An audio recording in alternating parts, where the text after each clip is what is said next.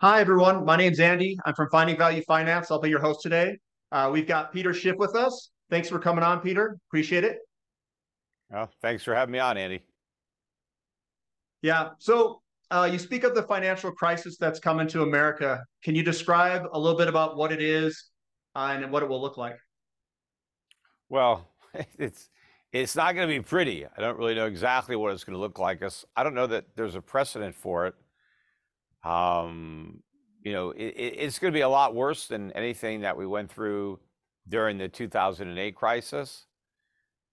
It's going to be worse than anything we endured during the 1970s. It could be worse than the Great Depression of the 1930s. I mean, it's going to be a major economic upheaval because I think it's really the end of an era where Americans are able to live beyond their means. I mean, Americans have become a nation of borrowers and spenders. We run tremendous trade deficits and budget deficits, and that's going to come to an end. The ride on the global gravy train is over. And this crisis is already in progress. A lot of people don't realize it started, but it has. But it's a long way from ending. But when it does end, I think you're going to see a much lower standard of living for average Americans. You're going to see a precipitous drop in the value of the dollar. Prices are going to go up rather dramatically for consumer goods. Americans are going to consume a lot less. We're not going to be, using our credit cards to go shopping at Walmart or Amazon. Those days are going to be gone. It's going to be rolling up our sleeves and working hard, producing, saving. And a lot of Americans are going to find out that the government can't take care of them. A lot of people that were, looking forward to retirement are going to be working for many, many years instead of that. Maybe, indefinitely. I think a lot of people who are retired now are going to be coming out of retirement because whatever they've saved is going to be inadequate given the cost of living increase, and the government's going to be unable to provide. The real risk is that the crisis gets blamed on capitalism and we just go all in on socialism, and we just become a complete centrally planned economy, and we'll look like Cuba. Where you can't get anything, right? If you want something, you're going to have to stand in line for a long time to get it, and it's not going to be very good, whatever it is. It's hard to say exactly the road that we're going to take, but we're going to be at a major crossroads. But all of the years of can kicking are coming to an end, and we have to deal with these problems. And because we succeeded in kicking the can down the road for so long, we have a much bigger problem to deal with, and it's going to be far more painful for everybody to resolve it. So this is mainly dealing with inflation, the erosion of the dollar, erosion of purchasing power is what you're alluding to. Um, hasn't Japan doesn't don't they carry a lot more debt than we do? Not What's the not difference not not between in us and Japan? aggregate. Well, because I mean, Mhm. we're totally broke. I mean, Japan, the Japanese government has a lot of debt, but it also has a lot of assets. And the Japanese people have a lot of assets. I mean, Japan is a wealthy creditor nation. The world owes Japan a lot of money. And so the Japanese can, recall a lot of those assets to deal with their debt. America is the mirror image of Japan. Not only do we have a lot of debt, but we owe the world a tremendous amount of money. We're the world's biggest debtor nation.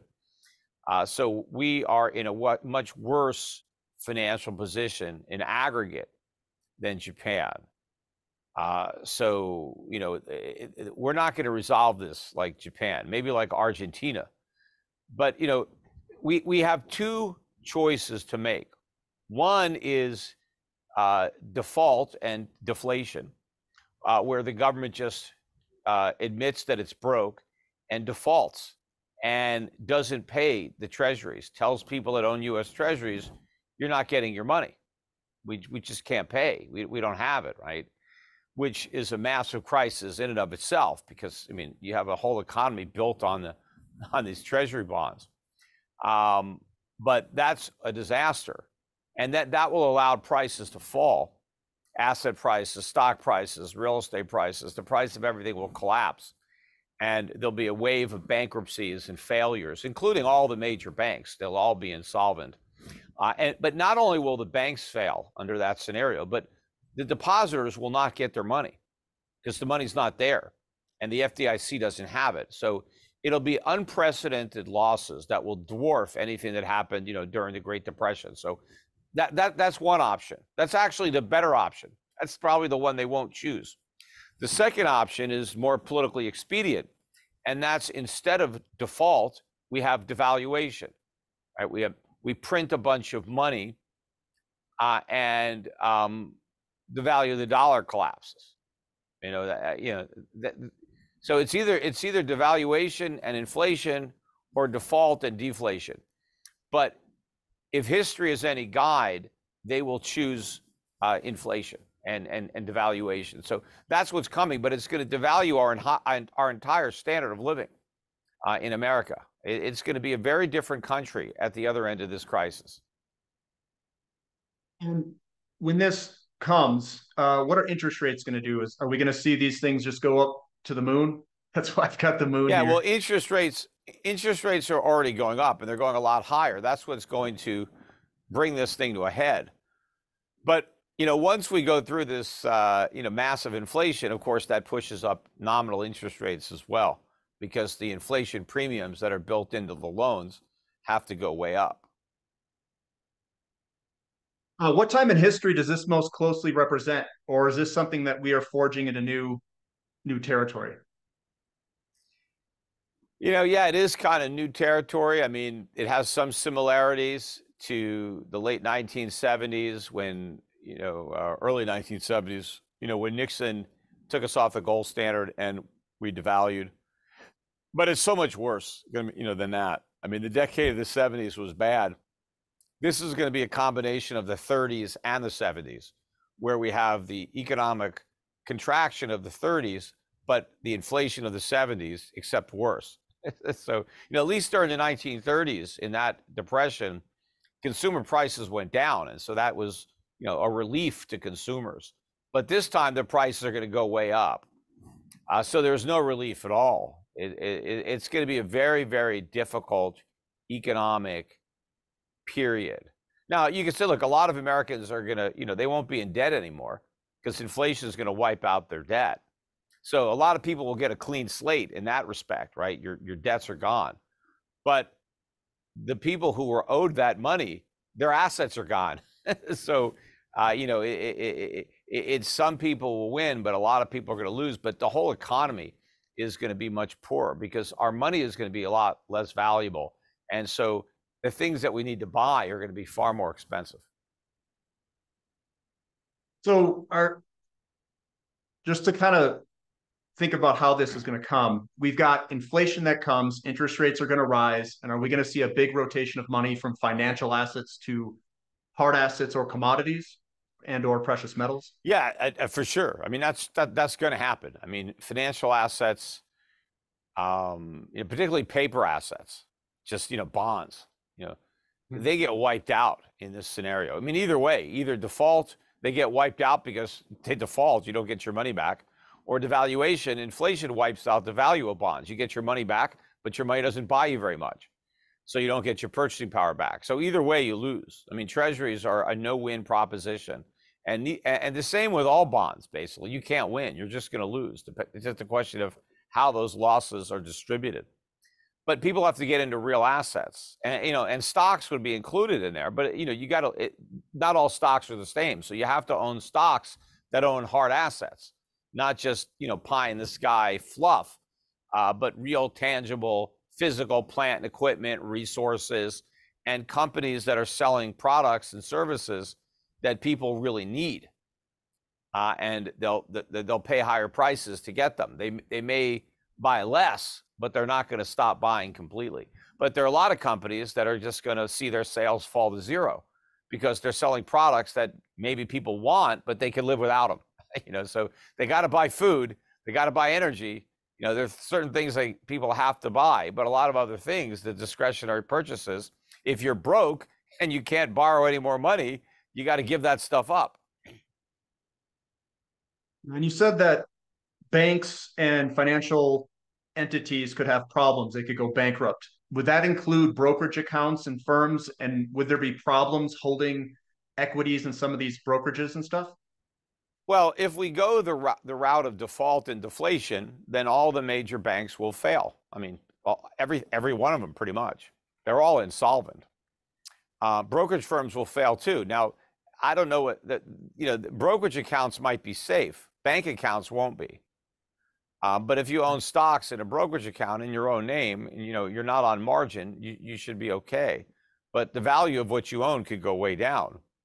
But if we end up with devaluation and inflation, then the banks won't fail. That's the reason that they're going to go that route, to prevent all these institutions that are insolvent from failing. But it's not a free lunch. The trade-off is the money collapses in value. So you don't lose your money, but your money loses its value. There's no way you're going to get your money back with its value, right? That's not even in the realm of possibility, right? There is no way that all the banks fail and your money still has its purchasing power. It's either you lose your money or your money loses its purchasing power, but that's it. There's no third option there. From like a time frame perspective, few years, decade, 2 decades, how long can they push this thing down the road? Well, we've already pushed it down the road for a decade or two, maybe more. So I think we're really, out of runway here to do that. Now, the question is, how much longer do we have before it really hits the fan, right? In a way that, everybody knows we're in a crisis right now. People can, what is Peter Schiff? He's just a broken clock, stop clock, gloom and doom, Chicken Little, right? So right now people can dismiss what I'm saying, just like they dismissed my warnings before the 08 financial crisis. And then this one's going to be much, much worse. But when is it going to get to the point, where, in 08, that would be like a Lehman bankruptcy, Bear Stearns, Lehman, all that stuff happened. And then everybody knew, right? I was warning about it for a long time, but nobody conceded that I was right until, like we hit rock bottom, right? Everything started to fall apart. You had like 1,000-point down days in the Dow, and they had to come up with the TARP to bail out all the banks. How much longer do we have before that happens? It's probably more than weeks, but I would say months.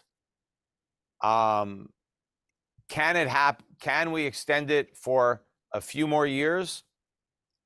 I'm not going to say it's impossible, but I think it's going to be difficult for us to make it through the end of 2024 without this crisis really erupting in a way that everybody knows we're in one, and most likely prior to the election, the presidential election in November of 2024. And if pressure starts to build somewhere, bankruptcies, foreclosures, whatever it is, are they just going to do QE, lower rates, do the standard lowering of rates? Well, they can't do that anymore. I mean, if they do that, we have runaway inflation. That's the point. The reason they were able to get away with it before was because we had 2% inflation or less than 2% inflation, and people were willing to buy Treasury bonds. Now we have much higher than 2% inflation, and nobody wants to buy Treasury bonds. So it's not going to work this time, and it didn't really work in the past either. It just allowed the problems to get bigger as we kicked the consequences, down the road. We've now caught up to the consequences, but so we can't do that anymore. There's no more rabbits in that hat. So it doesn't mean we won't do it, but the result will be different. It's not going to just produce a rally on Wall Street when they go back to QE. The prices that are going to go up are in the supermarket, right? Not the stock market. That's what you're going to see. A huge increase in prices. So if you think inflation is bad now, wait till you see what happens the next time they go back to quantitative easing. How does one protect one's wealth or grow one's wealth in this type of environment that you see coming? Get out of the dollar, get out of financial assets, paper assets, U.S. financial assets. What we're doing at Euro Pacific Asset Management is we've been building portfolios of foreign assets. The types of assets that did very well during the 1970s, foreign stocks, commodity-related investments, oil and gas, minerals, industrial precious metals, agriculture. I think emerging markets are going to do particularly well, during the aftermath of this. So there are a lot of international assets that I think you can own. I mean, certainly you want to own physical precious metals, gold and silver.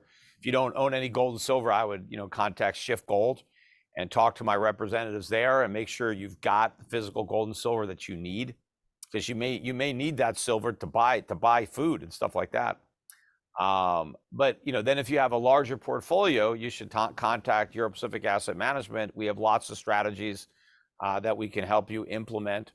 If you're more of a do-it-yourselfer, I have 5 mutual funds that you can buy no load at all the major discount brokerage firms. I got a gold fund, a foreign value fund, a foreign dividend payers fund, an emerging market fund, and a foreign bond fund. So you can put money there. I think these funds will do extremely well in the environment that I see coming. Okay, well, that's all the questions I have. How can people follow you or get a hold of you, Peter? Well, I'm out there on social media. You can follow me on Twitter. I tweet a lot, or not tweet, post a lot these days on X, excuse me, formerly known as Twitter, X.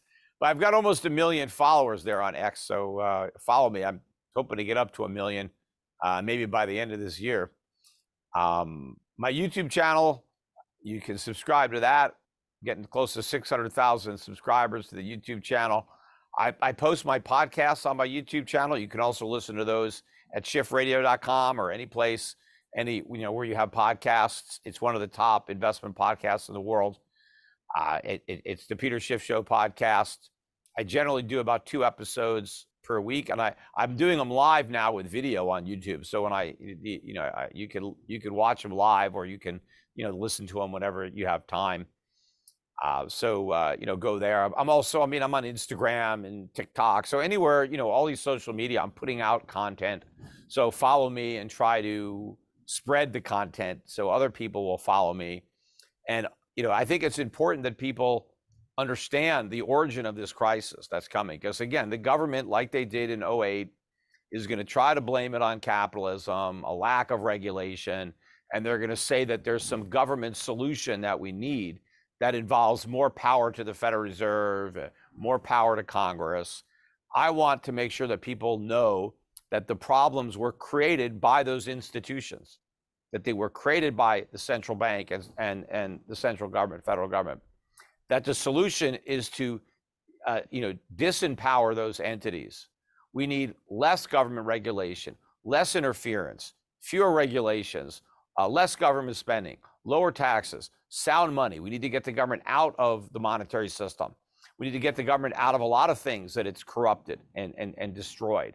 The only way out of this is through a return to capitalism.